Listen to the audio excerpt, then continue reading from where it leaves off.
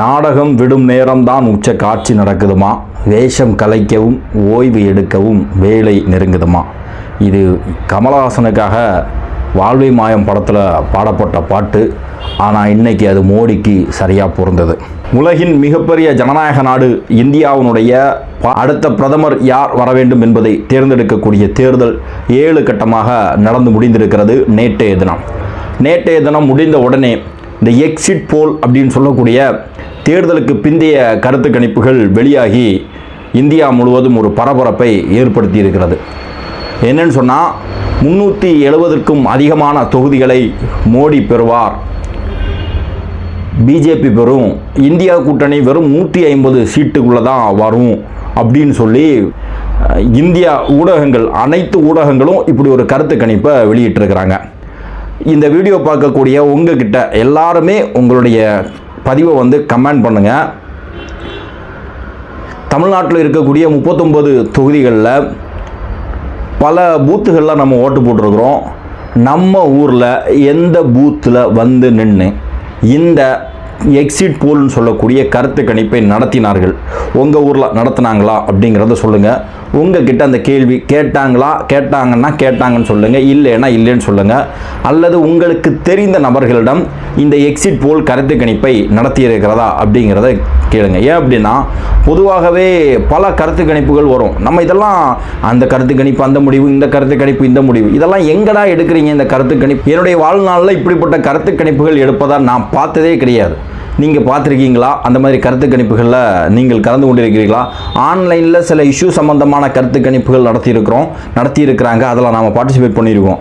ஆனால் இந்த மாதிரி தேர்தல் நேரத்தில் நடத்தக்கூடிய கருத்து கணிப்புகள் அல்லது தேர்தலுக்கு முந்தைய கருத்து கணிப்புகள், இதை பற்றி அல்லது ஒரு எம்எல்ஏ எம்பி இவருடைய செயல்பாடுகள் எப்படி இருக்கும் அப்படிப்பட்ட கருத்து கணிப்புகள் நடத்துவாங்க. அந்த மாதிரி கருத்து கணிப்புகளில் உங்களுடைய நீங்கள் கருத்து கணிப்பில் பங்கேற்றிருக்கீங்களா அப்படிங்கிறத கமெண்ட்டில் பதிவு செய்யுங்க. இந்த மிஸ்டர் சுல்ஃபிகர் யூடியூப் சேனலை சப்ஸ்கிரைப் பண்ணாமல் பார்க்குறவங்க சப்ஸ்கிரைப் பண்ணிக்கோங்க, பெல் பட்டனை கிளிக் பண்ணி வச்சுக்கோங்க. அப்போ தான் அடுத்தடுத்து நம்ம போடக்கூடிய வீடியோக்கள் உங்களுக்கு நோட்டிஃபிகேஷனில் வரும். பொதுவாக இந்த கருத்து கணிப்புகளை பற்றி கருத்து கணிப்பு செய்யக்கூடிய நிபுணர்களே என்ன சொல்கிறாங்கன்னா, இது ஒரு வானிலை அறிக்கை மாதிரி தான். அது மழை வரும்னு சொன்னால் ஒரு வேளை வரும், இல்லைன்னா வராது. அதேமாரி இந்த கருத்து கணிப்புகளும் நம்ம சொல்கிறது நடக்குமான்னு கேட்டால் நிச்சயமாக நடக்காது. ஏன் அப்படின்னு சொன்னால் ஒவ்வொருவரும் ஒவ்வொரு விதமான ஸ்ட்ராட்டஜியை பயன்படுத்துவாங்க, ஒவ்வொரு விதமான சாம்பிளை பயன்படுத்துவாங்க. அந்த அடிப்படையில் இந்த கருத்து கணிப்புகள் ஒருவேளை உண்மையாக இருக்கலாம் அல்லது பொய்யாக இருக்கலாம் அப்படின்னு சொல்கிறாங்க. இந்தியாவில் பல கருத்து கணிப்புகள் நடந்திருக்கிறது, பல தேர்தல்களை மையப்படுத்தி. அதில் பல தேர்தல்களில் இந்த எக்ஸிட் போல் சொல்லக்கூடிய கருத்து கணிப்புகள் என்ன கருத்து கணிப்பு சொல்லிச்சோ அது அப்படியே முடிவுகளில் வெளிவந்திருக்கிறது. அதே நேரத்தில் பல தேர்தல்களில் இந்த எக்ஸிட் போல் கருத்து கணிப்புகளுக்கும் அந்த உண்மையான முடிவுக்கும் மாற்றங்கள் இருக்கிறது. உதாரணமாக 2004 நடத்தப்பட்ட கருத்து கணிப்பில் 1999 2004 வரையிலும் ஆட்சி செய்தது பாஜக, வாஜ்பாயினுடைய ஆட்சி. மீண்டும் வாஜ்பாயினுடைய ஆட்சி இந்தியாவில் வரும் அப்படின்னு சொல்லி தான் அனைத்து மீடியாக்களும் கருத்து கணிப்பை சொல்லிச்சு. ஆனால் கருத்து கணிப்புக்கு மாற்றமாக காங்கிரஸ் அதிகமான இடங்களை பெற்று ஆட்சி அமைச்சது. அதே மாதிரி 2019 பிஜேபி 300க்கும் அதிகமான தொகுதிகள் வரும்னு சொல்லி பல மீடியாக்கள் கருத்து கணிப்பை நடத்துனாங்க. ஓரளவுக்கு அவங்க சொன்னது அப்படியே நடந்துச்சு. அந்த அடிப்படையில் மீண்டும் 2024 நடைபெற்றிருக்கக்கூடிய இந்த தேர்தலுடைய எக்ஸிட் போல் கருத்து கணிப்புகள் நேற்றுக்கு வெளியாகிருக்கிறது. அதில் இந்தியா கூட்டணி 150க்கும் அதிகமாக 150 தொகுதிகள் தான் பெறும், ஆனால் பாஜக 370க்கும் அதிகமாக பெறும் அப்படின்னு சொல்லி கருத்து கணிப்பு வருது. இந்த கருத்து கணிப்பு உண்மையா அப்படிங்கிறது ஜூன் 4ஆம் தேதி வாக்கு எண்ணிக்கையின் போது நிச்சயமாக நம்ம தெரிந்துவிடும். அதுக்கு முன்னாடி இந்த வீடியோ எதுக்கு போடுறோன்னா, ஒரு சில விஷயங்கள் ஏன் இந்த கருத்து கணிப்புகள் இப்படி ஒரு சார்பாகவே வருது அப்படிங்கிறத பற்றி பேசுகிறதுக்கு தான் இந்த வீடியோ. அன்பார்ந்த சகோதரர்களே, எந்த அளவுக்கு இவர்கள் உண்மையான கருத்து கணிப்பை சொல்கிறாங்கன்னு பார்த்தா, ஆஜ் தாக்குன்னு சொல்லக்கூடிய ஒரு வட இந்திய ஊடகம் ஒரு கருத்து கணிப்பு வெளியிட்டிருக்கிறது. அதில் தமிழ்நாட்டில் காங்கிரஸ் 13லேருந்து 13 சீட்டு ஜெயிக்கும் அப்படின்னு சொல்லி போட்டிருக்கிறாங்க. அது இந்த வடிவேல் ஒரு படத்தில் சொல்லுவோம் இல்லையா, யார்கிட்டடா கேட்குறா, அண்ணங்கிட்ட தான்டா கேட்குறா கேள்டா அப்படின்னு சொன்னது மாதிரி ஆஜ்தாக்கு காங்கிரஸுக்கு ஏதோ ஒரு போனஸ் பாயிண்ட் கொடுக்குற மாதிரி என்கிட்ட தானே கேட்குறேன், கேளுன்னு சொல்லி சொன்னது மாதிரி நான் தானே கொடுக்குறேன், உனக்கு எவ்வளோ வேணாலும் கொடுக்குறேன் அப்படின்னு சொல்கிறான். காங்கிரஸ் போட்டியிட்டதே 9 தொகுதியில், ஆனால் 13 தொகுதியில் ஜெயிக்கும் அப்படின்னு சொல்லி ஆஜ்தாக்கு வந்து ஒரு ரிப்போர்ட்டை கொடுக்குறாங்க. இப்போ இதுலேருந்தே தெரியுது இந்த கருத்து கணிப்புகளெல்லாம் எந்த மாதிரி நடக்குது அப்படின்னு சொல்லி. அவனுடைய ப்ரெடிக்ஷன் என்ன மாதிரி இருக்குமோ அதை பொறுத்து தான் கருத்து கணிப்பு சொல்லுவாங்க. என்கிட்ட ஒரு கேள்வியை கேட்டால் கன்னியாகுமரி தொகுதியில் யார் ஜெயிப்பாங்கன்னு கேட்டால் எனக்கு பிடிச்ச நபர் யாரோ அவங்க ஜெயிப்பாங்க அப்படின்னு தான் சொல்லுவோம். ஆனால் எனக்கு பிடிச்சிருக்கு நான் சொல்லிட்டேன் அப்படிங்கிறதுக்காக ரிசல்ட் அப்படி தான் வரும்னு சொல்லி ஒரு முடிவு எடுக்கிறது எந்த அளவுக்கு முட்டாள்தனமோ அதுதான் இந்த எக்ஸிட் போலுடைய முடிவுகளும் மிகப்பெரிய முட்டாள்தனம். ஆரம்ப கட்டத்திலேருந்து அது இந்தியா கூட்டணி ஜெயிக்கும்னு சொல்லி கருத்து கணிப்பு வந்தாலும் அதில் நமக்கு ஒரு நம்பிக்கை இல்லை, அல்லது இந்தியா கூட்டணி தோக்கும் அப்படின்னு சொல்லி ஒரு கருத்து கணிப்பு வந்தாலும் அதை நாம் வந்து பெரிய அளவுக்கு சட்டம் செய்கிறதில்ல. இதில் காங்கிரஸ் வந்து சரியாக கையாண்டிருக்கிறது. நேற்றைக்கு அவர்கள் தெளிவாக இந்த கருத்து கணிப்பு சம்பந்தமான விவாதங்களில் காங்கிரஸினுடைய யாருமே வந்து கலந்து கொள்ள போவதில்லை அப்படின்னு சொல்லியிருக்கிறாங்க. அது மட்டுமல்ல, அது அந்த டிவியினுடைய டிஆர்பிக்காக. நான் ஏற்கனவே சொன்னேன் இல்லையா, நாடகம் விடக்கூடிய நேரம் உச்ச காட்சி நடக்கும் இல்லையா, அதே மாதிரி இது ஒரு சினிமா மாதிரி கிளைமேக்ஸு வந்து எந்த அளவுக்கு பரபரப்பாக வைக்கணுமோ அந்த அளவுக்கு பரபரப்பாக வைக்கணுங்கிறதான் மீடியாக்களுடைய நோக்கமே. ஏன் அப்படின்னு சொன்னால் அப்போ தான் அவங்களுடைய டிஆர்பி இன்க்ரீஸ் ஆகும். அது மட்டும் இல்லை, எப்படியும் அடுத்த இதில் காங்கிரஸ் வந்துருச்சுன்னா ஒரு ஜனநாயக பாதையில் மேற்கொள்ளக்கூடிய காங்கிரஸ் ஒரு கூட்டணி ஆட்சி அமையும் போது மீடியாக்களுக்கோ அல்லது மீடியாக்களுக்கோ ஒரு பெரிய அளவுக்கு ப்ரெஷரோ ஒரு இதுவும் வந்து விடாது. ஆனால் அதே நேரத்தில் மோடிக்கு எதிராக இவங்க பேசி ஒருவேளை பிஜேபி ஆட்சி மறுபடி வந்துட்டுன்னு சொன்னால் இந்த ஊடகங்கள் வந்து மிகப்பெரிய பிரச்சனைகளை சந்திக்க நேரிடும் அப்படிங்கிறது அவங்களுக்கு நல்லா தெரியும். அதனால் வெற்றியோ தோல்வியோ ஒருத்தர் இறந்து போயிட்டா அவருடைய பணத்தை அடக்கிறதுக்கு முன்னாடி அவருக்கு ரொம்ப பிடிச்சது ஏதாவது செய்வாங்க இல்லையா, பாலை கொடுக்கறது, பழம் கொடுக்கறது, அவருக்கு ரொம்ப பிடிச்சா சாப்பாடு பொருள் இருந்துச்சுன்னா ஏதாவது கொடுக்கறது, இல்லாத நிகழ்வு இருந்துச்சுன்னா அதை நடத்துறது, இந்த மாதிரி செய்வாங்க இல்லையா.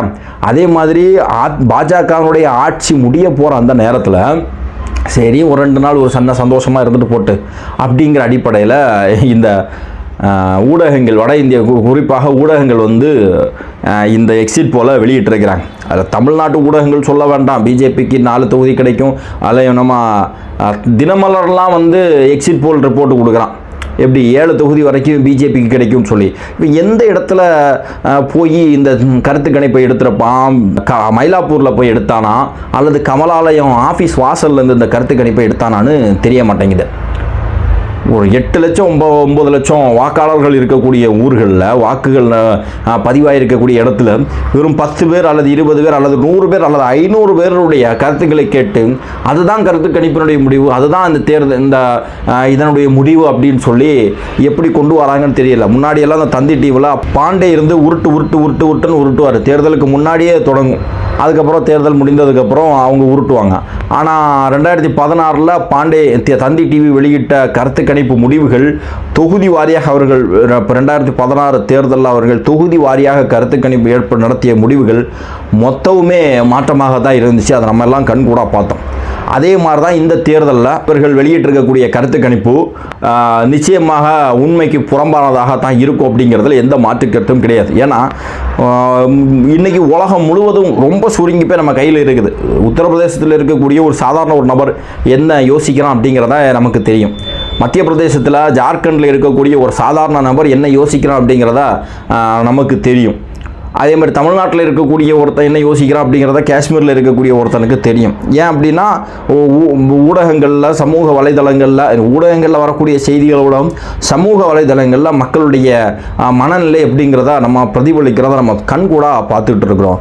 வட இந்திய ஊடகங்களில் வரக்கூடிய செய்தி அது உண்மையோ பொய்யோ, அதுக்கு கீழே வரக்கூடிய கமெண்ட், அதுக்கு கீழே வரக்கூடிய அந்த வாசகர்களுடைய பதில்களை நம்ம பார்க்கும்போதே இன்னைக்கு அதிகமான வட இந்திய ஊடகங்கள் வந்து யூடியூப் சேனல் வச்சுருக்காங்க. நான் பொதுவாக வந்து ஒரு யூடியூப் சேனல் ஒரு வீடியோ பார்க்குறோம்னா மேக்ஸிமம் அதனுடைய கமெண்ட் எல்லாம் போய் பார்ப்போம். அப்படி பார்க்கும்போது பெரும்பாலான மக்களுடைய மனநிலை பாஜகவுக்கு எதிராக தான் இருக்குது. அது இருக்கும்போது 370 சீட்டு பெரும்பான்மையாக வாங்குவாங்கன்னு சொல்கிறது எந்த அடிப்படையில்?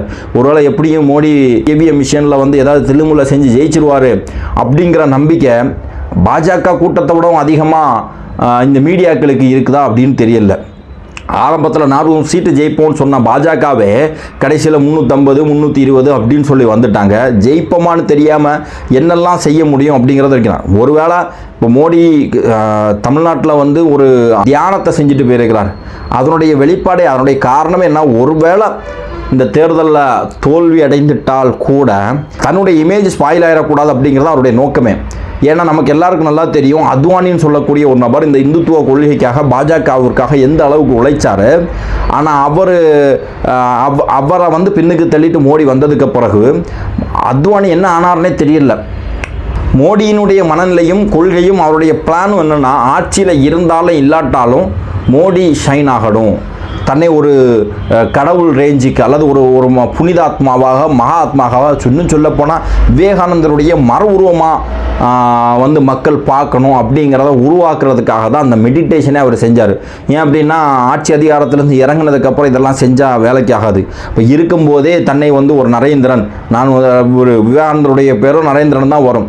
அப்போ தன்னை அடுத்த விவேகானந்தராக காட்டுறதுக்கான முயற்சியை செஞ்சு ஆல்மோஸ்ட் நம்ம தோக்க போகிறோம் அப்படிங்கிற மனநிலைக்கு பாஜகவே வந்ததுக்கு பிறகு இவனுங்க என்னென்னா, ஒரு 2 நாள் நீங்கள் சந்தோஷமாக இருக்கேன்னு சொல்லி இந்த மீடியாக்கள் வந்து எக்ஸிட் போல் 370 380ன்னு சொல்லி கணக்கை சொல்லிகிட்டு இருக்கிறாங்க. இதுக்கு பேக்கில் இன்னொரு சதி என்ன இருக்குதுன்னு சொன்னால், தேர்தலை அதனுடைய வாக்கு எண்ணிக்கையின் போது மிகப்பெரிய தில்லுமுள்ளு செய்கிறதுக்கான வாய்ப்புகளும் மிகப்பெரிய குழப்பத்தை ஏற்படுத்துவதற்கான வாய்ப்பும் இருக்குது. அப்படி ஒரு குழப்பத்தையும் தில்லுமுள்ளையும் ஏற்படுத்தி அதன் மூலம் பிஜேபி மீண்டும் வெற்றி பெறுவதற்கான வாய்ப்புகள் வரும்போது, ஏற்கனவே நாங்கள் சொல்லியிருந்தோம் மக்களுடைய மனநிலை இதுதான் அப்படிங்கிற ஒரு பொய்யான விஷயத்தை உண்மை மாதிரி நிறுவுவதற்கான முயற்சியும் இந்த கோடி மீடியாக்கள் வந்து எடுத்திருக்கிறார்கள் என்பதுதான் இந்த விஷயத்தில் தெரியுது.